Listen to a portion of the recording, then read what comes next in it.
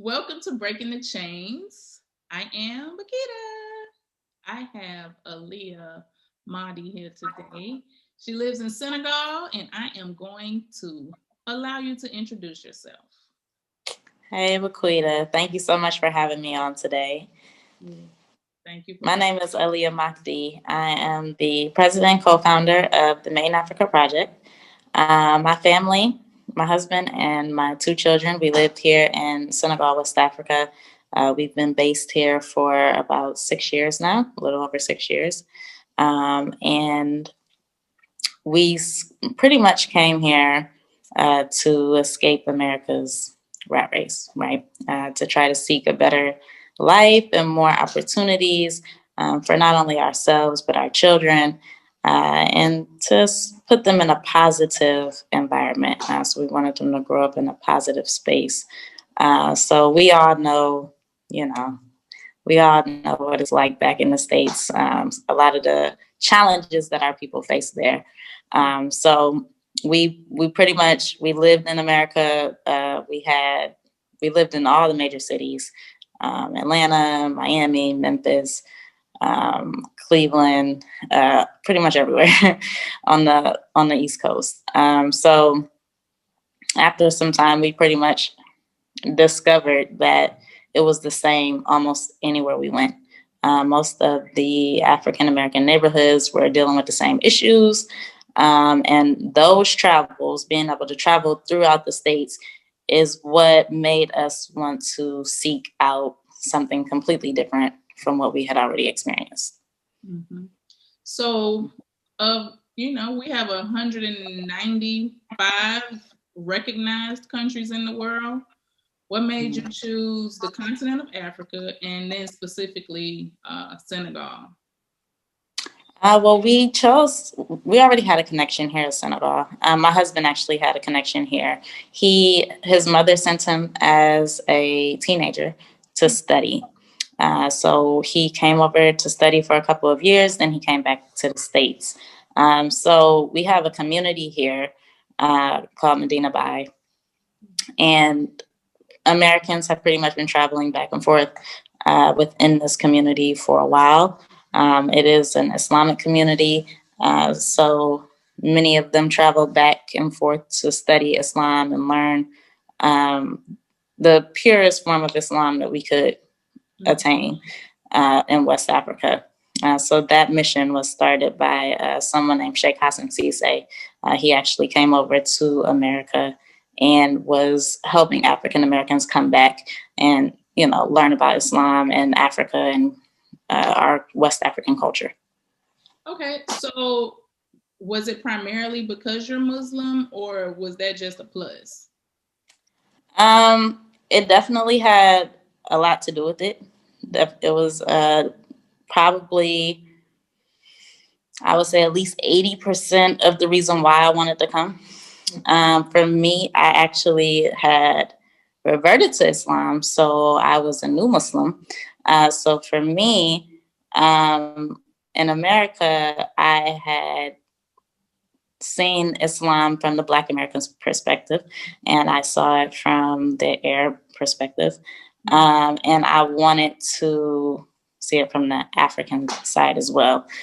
So it was a way for me initially. I was like, okay, I initially just wanted to come and say, I just want to get closer to God. I want to, experience it all. So that was a push for me to come here. Mm-hmm. Okay, so with that being said, what is the I'm not Muslim, so and I lived in Guinea for a year and a half. Um, Mm-hmm. but because I'm not Muslim, I'm not able to tell like what's the difference between like Black American Islam, Arab Islam, and African Islam. Mm-hmm. Are there any differences, or what has been your experience? Not really. Besides the cultural aspect of it, Mhm. no. Pretty much, there's only one Quran. All the Qurans say the same thing. We all have the same beliefs. It's the same system. What you'll find is that most cultures individually put their own spin off, I guess you can say. So you'll see in the Arab communities that a lot of times they're a lot more stricter, per se. From my experience in the Black Muslim communities, it was kind of, it wasn't as strict. It was a little more laid back, but even the ways that like the messages are delivered, you know, maybe it's a little bit more like comparable to church style, you know, like they stand up and they teach that way. Whereas in Africa, since we were here, you know, pretty much everything was in Arabic. The lessons were pretty quick, short, and to the point. So, you know, they're just little things that were different. And I think that the biggest thing that I noticed is just being here, we were able to actually see people living the lifestyle consistently. So living as close to the Quran and the teachings of the Prophet Muhammad as they could. So that is something that we find back in the States is really hard to do. There are a lot of challenges that are placed in the way in order for you to really stick to that. But here, like they pretty much stick to it to a T. Like Senegal is a 90% Muslim country. So, you know, you can hear the call to prayer going off at the mosque 5 times a day. Whereas 4:45 a.m., baby. Yeah. Whereas back in the States, you know, it's not happening. Yeah. Right. Yeah. So just to be surrounded by the culture is a totally different experience versus to just be a part of it, if that makes sense. Yeah. Of being a part of it versus being in it, you know. Right. You know, it's interesting because being in Guinea is like 99% Muslim. So literally, like, no matter where you are, you're going to hear the call for prayer 5 times a day, starting at 4:45 in the morning. And for me, it was a really good experience because being here, like you said, you don't get to really experience other people's religion that often. So being completely immersed in a Muslim society, it was actually a lot different than I thought it was going to be. They were way more accepting of me just being who I am than I expected. I was a little nervous about that. I thought it was going to be like, you know, I thought they may be like on me, but everybody was so respectful. And, you know, it was like, because they do have a small percentage of non-Muslims. So it's just like, you just have to know that at certain times you're not going to be able to shop. You're not going to be able to do anything. And I got used to it relatively easily. So I'm sure with you being a Muslim, it was probably just like, yeah, I could just do me, right? We can do what we do and not have to really worry about the larger culture or the larger society, because you are the larger society there. Yeah. Go ahead. No, go ahead. No, so you all decide to move in what was that, 2014? Yes. Yeah, because you all moved. I remember you all moved around the same time we moved, because we moved to Ghana in 2014 also. What did you find to be the hardest thing for you to adjust to when you initially got to Senegal?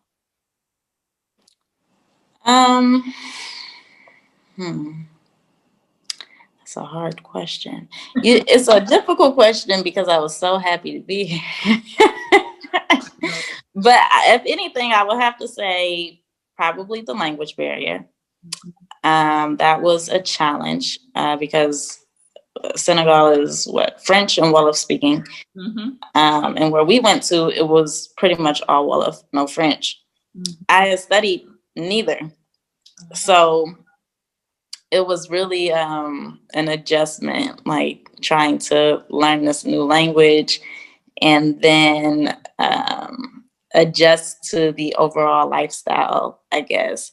The adjustment became fairly simple, though, after a while, because it's very structured. Yeah. And once you learn the structure of it, it's pretty simple to go with the flow.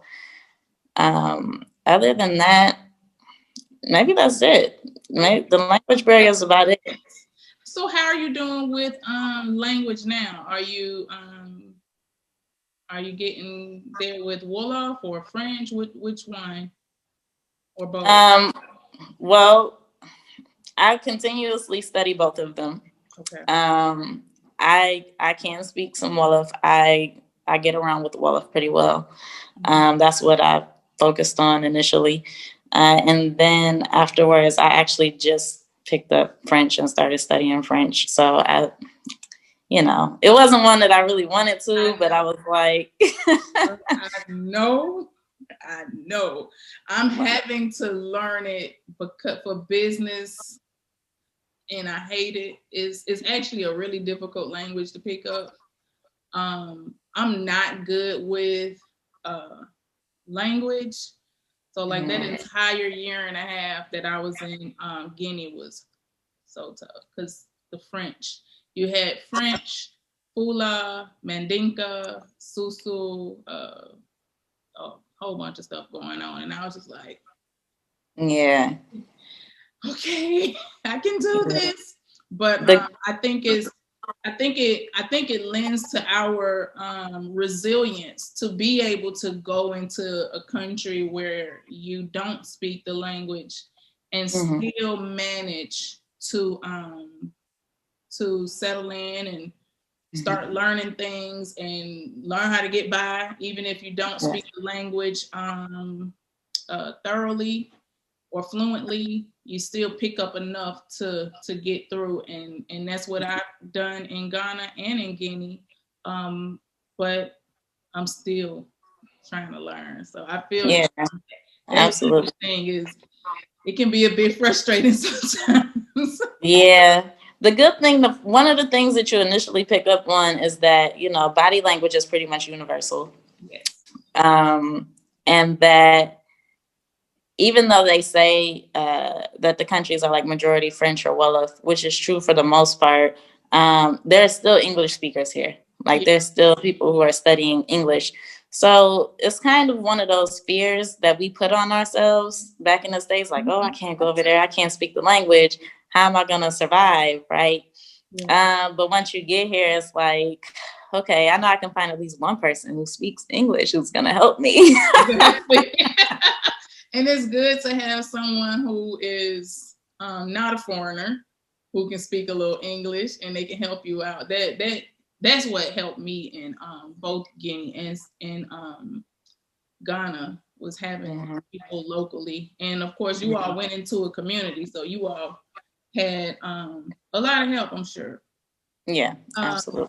So you are doing a lot of things. You and RJ are doing like mad stuff in Senegal. Like it's so beautiful to see just how much. Like sometimes I look at RJ's YouTube or his page and I'm just like, what are y'all not doing? I love it. I think it's absolutely amazing. So let's talk about some of the stuff y'all got going on. Okay. All right.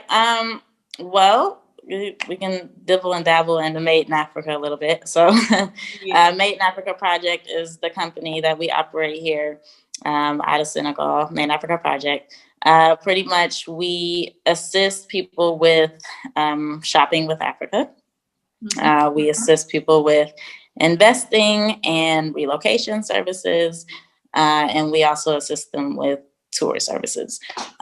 So pretty much whatever you need, if you want to shop here, you want to come here, you want to invest here, we're gonna help you do it, right? So that project, like I said, that can't stop. Oops, sorry. tripping over my words. It was founded in 2015, and it pretty much just grew out of need. Yeah. So everything that we've done has just been a need for our people. Now we have, or RJ has this Al-Kabalan project. We have this Al-Kabalan project where we're working to build a repatriate city for African Americans to come home to. So yeah, we've acquired quite a bit of land for that project, which is awesome. I don't want to give out the wrong number, but we did just acquire a nice lot size of land that you can find out through the website, alkabalon.city, for African Americans to start developing their homes on instantly. So if you're ready and you know what kind of house you want, we have in-house financing and all of that available, for you to come home and get started. That's what I'm talking about. Yeah. What else do we have going on? I had to make a little list because I said we got a lot going on. Girl, yes, y'all do have a lot. Look at your list. We also, with the Main Africa Project, we just released the Repatriate Consultant Training. Mm-hmm. This is for people who are on the ground or have experience living on the ground, and they want to come back home and they need an opportunity. So we pretty much train you on the entire repatriate game, per se, how to consult people, how to help them transition, how to find clients, et cetera, et cetera. So we released that program just 2 weeks ago. So they started the classes. The people in the classes are doing great. Really good job. And they're ready. They're ready to hit the ground running. So who designed that program? RJ designed that program. Wow. So he designed the first portion of it. I'm actually working on another portion of it. It's about 12 weeks long. Okay. So different sectors, whoever has expertise in certain areas. He's more into the investments and the consulting. I work more so on the travel side. Mm-hmm. So helping people with their bookings and all of that good stuff. Mm-hmm. And what else we got? Oh, hold on. Should I move on to the next one? Go ahead. Let's run it down, honey. All right. Let's see. Oh, yeah. All right. And I just released a book. So an ebook that's available for instant download for people who are interested in repatriating. I give you 50 business ideas that you can get started here on the ground as well. I think I saw a copy behind you. Did I? Yeah.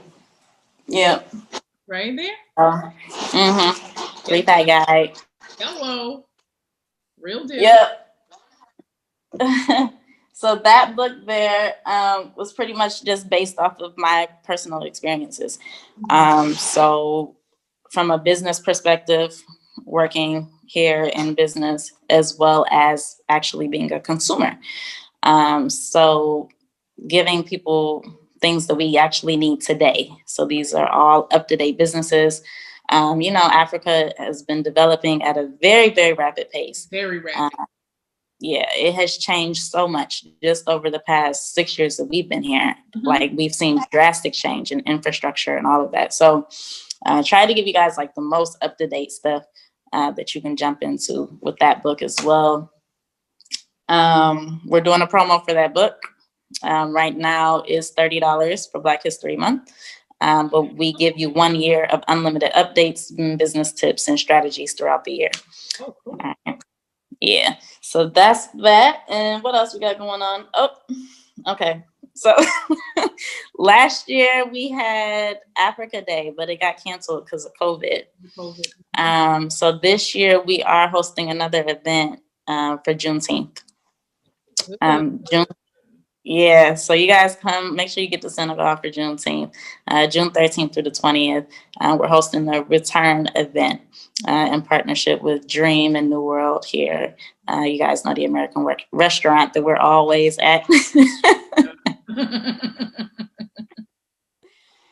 Yeah, so the owners of that company have put together this event as well. And what else we got? Okay, I think that's it.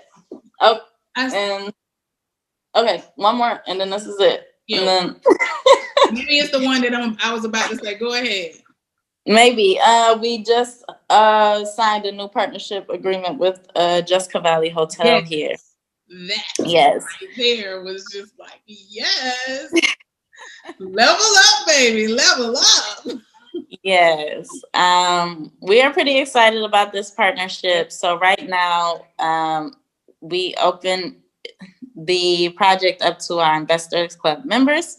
Mm-hmm. So people who are a part of our Investors Club can buy into the project with as little as $200, and they can get 10 shares of the hotel.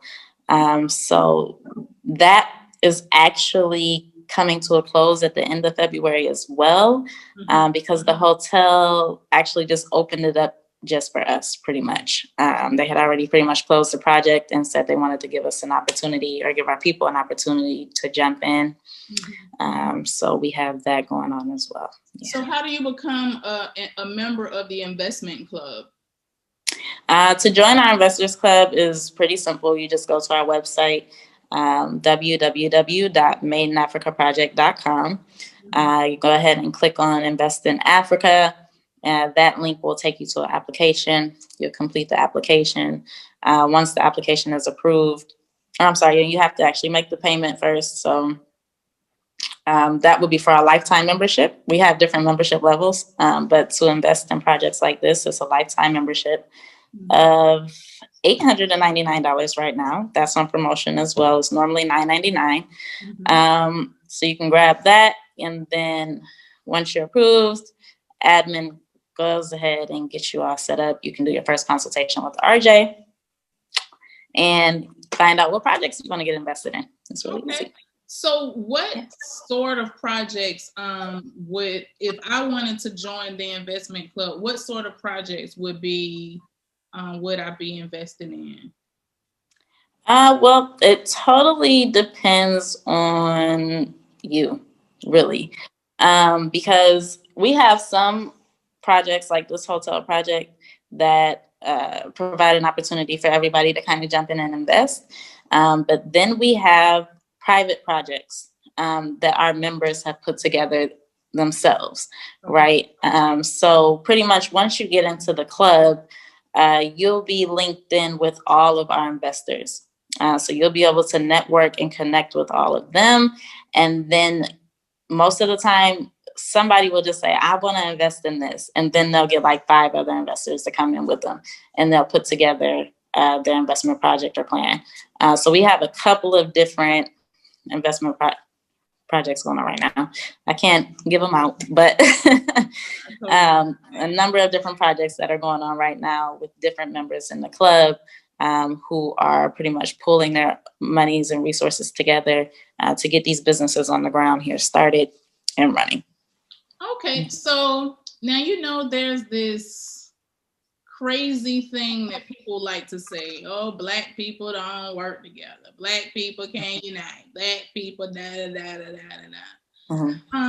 So if I was to go by that assumption, your investors are not Black, right? Or are they? No,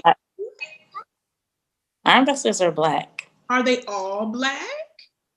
Yeah. Because the way I don't know RJ personally, but I know RJ well enough to know that your investors probably have to be Black. I know enough to know that he don't play that. So I think I really wanted to just push the point that people should understand that we can work together. We are working together. We're getting big things done, and we can get even bigger things done if people would just try to get over the fear that white supremacy has put in us of actually working together. And just seeing what you guys have been doing there has been Amazing. I've told people ask me about Senegal. I'm always like, just find RJ and Aliyah. They got you, because I don't know nothing about Senegal, but I do know that they got Senegal for the repats. So, is there anything that you would like to, any advice you would like to give to people? Like, give some free game. You're a repat. You have your book, but is there some free game we can get from you about moving to Senegal and preparing or what they should do? Of course. So let me go through a couple of things. Okay, so the first thing, just kind of to piggyback off what you just said, people believing that we can't work together. You got to rebuke all the negative thoughts. Like anything negative that you think that you can't do, you have to know that you can. You have to understand that there is a solution to on the other side to your problem, and that whatever problem that you think you may have is not going to last long. And really keep looking forward. That's a big one. Always keep your eyes straight ahead, never look back. And that's one of the lessons that we had to learn here, you know, because when you decide to take a large step like repatriation, there will be times when you are abroad where you will want to look back and you will say, you know, my family or my job or this or that, or all of these different reasons that will present themselves to you as to why you will need to go back. I will say this. I think that everybody will probably have to go back at least once just to realize that they're not missing anything. Absolutely. Right. But once you do that, if you truly have to do that, then the next time you get back to Africa, you should not ever look back again. And you should just always continue to look forward. And when you do that, you will be fine. Like you will be taken care of. Africa is different. It's not a society that thinks only of themselves. Right. It is a more community-based society. It's family structured. And we all understand here that we lean on each other. We are interdependent of each other. And that is very important. You have to be able to trust the people around you and understand that you will work together to propel forward. So that's something in Black culture that we kind of struggle with. Yes. Right? But when you come here, you will learn it. By force. Yes, you will learn it. And once you learn it, you will never want to let it go. It's true. Because you understand the value and the importance of it, the importance of family, the importance of community, looking out for each other. And whatever problem that you do see here, look at it as an opportunity. Absolutely. Yeah, I'll talk about that as well in the book. Whatever you think is a problem, it is not a problem. It is your opportunity. Yes. Yes. So you come in to fix whatever issue that you see, and don't take a negative approach. Be right. Positive about it. Try to get the community around you involved. Try to make it a win-win situation for everybody, so that you are accepted and respected by those around you. Right? These are all very, very, very important steps when coming to the continent. And these are a lot of things that we teach you as well, even like creating like positive media and such when you're here. Because a lot of people want to come here and they want to start their YouTubes and all of this. But sometimes, you know, some people are doing it and they're not getting positive results because right. they don't understand the positive media to put out. Right. Right. So these type of things, we try to guide you through them to keep you from making mistakes that really can't be fixed sometimes, you know? You know what? As you say that, it made me think of something. you live in a Muslim society, and I often hear women on this side. One of the concerns is um, the misogyny or male chauvinistic, and all of the things that you hear about how African men may treat women, and the I guess the obstacles that being a woman could bring in being in business or whatever it may be. As a Muslim woman, how have you seen your ability to navigate those things, and or has it even been a problem for you? I would have to say I haven't really had any problems. And I think that's just because when you get into this topic, this is a whole nother thing, right? Right, But we kind of come from a society where the feminist movement is a big thing, right, right? You got to be shoulder to shoulder with the man. You got to be doing exactly what the man is doing. And you don't have to have your power from being a man or trying to be a man. no, you don't. Um, you have your own powers, you have your own gifts, and you just need to nurture them, right? Since I've been here in Senegal, men have been nothing but respectful towards me. I've had no problem with men here. All of the men in my life, I feel, are like protectors around me. They make sure I'm good all the time. Yeah, So that's very valuable. That's very valuable to have a lot of good men around you. Um, absolutely. so like I said, I can't.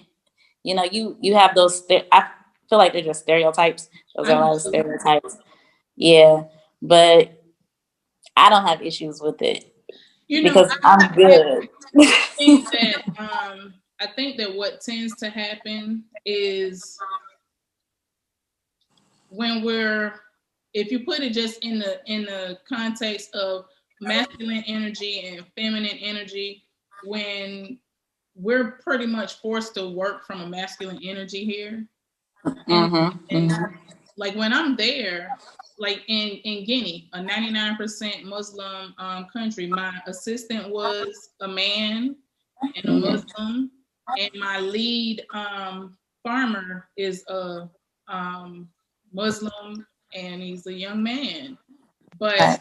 we have never had any issues with them not hearing me, them not listening, them not, like, I've never had any issues. If anything, like you said, I always feel protected by them. Like as farmers, like it's funny because um they naturally just, like when we're out in the bush or something, they naturally just take the lead. Like I have like two or three men in front of me, like two or three men behind me, and I'm the only woman, but I feel so protected. I don't Mm-hmm. feel like and they're always asking me like, okay, madam, what is it that you want us to do, or how do we move or whatever. And but I also am very liberal and open to, although I'm in charge, I don't treat people like I'm some madam or something like that. I don't, Right. we don't operate like that. So I think that it's, Right. if you operate a from that feminine energy, like you have a very very feminine energy. Um, I think that's respected. Is very respected and respectable, and you tend to not have those issues. But Mhm. but I can imagine that some women who, some of us who come from or come with that more feminist attitude, or even sometimes an anti-male attitude, you're gonna run into Yeah. some issues. You'll run into Yeah. some issues. So I just kind of wanted to get your input on that, because there's a this stereotype that Muslim women are like super oppressed and y'all can't do nothing and you just Mhm. you walk 10 steps behind your man and hold your head down and have babies and that's it. But here we are. I'm talking to Yeah, a young Muslim woman with children, but you have your businesses, you're doing your thing, and you're totally not the stereotype that they push out there as far as Black Muslim women and what we yeah, have to deal with. So I kind of wanted to make that point because I know it, but everybody else need to know it. right, right, absolutely, absolutely, awesome. Anyway, I it's mean, been a pleasure talking to you. I know it's late over there. Thank you so much for taking the time to spend a moment with me. If you would, let the people know how they can reach you all. We'll put your links in the description so that they can get to you. But go ahead and tell them how they can contact you all. you can get in touch with us directly through our website, www.madeinafricaproject.com. You can reach us through Instagram, Facebook, and YouTube. You can research RJ Mahdi on YouTube. He's on there. I'm on there as well, but I'm Yeah. not on there that much. You can pretty much find me on all social media handles at Queen Aliyah Mahdi or Aliyah Mahdi. We're easy to find. If you Google Senegal, you'll pretty Pretty much put in Senegal. RJ is definitely gonna come up. yeah. As soon as you put it in, before you can completely type it in, you'll see RJ Mahdi right there. Mm-hmm. Anyway, it's been a pleasure talking to you. I really, really appreciate it. Tell RJ, send RJ my greetings, kiss the babies, Yes, and you have a good absolutely. night. You too. Thank you so much for having me on the show. We love you. You guys take care. Thank you. Peace out.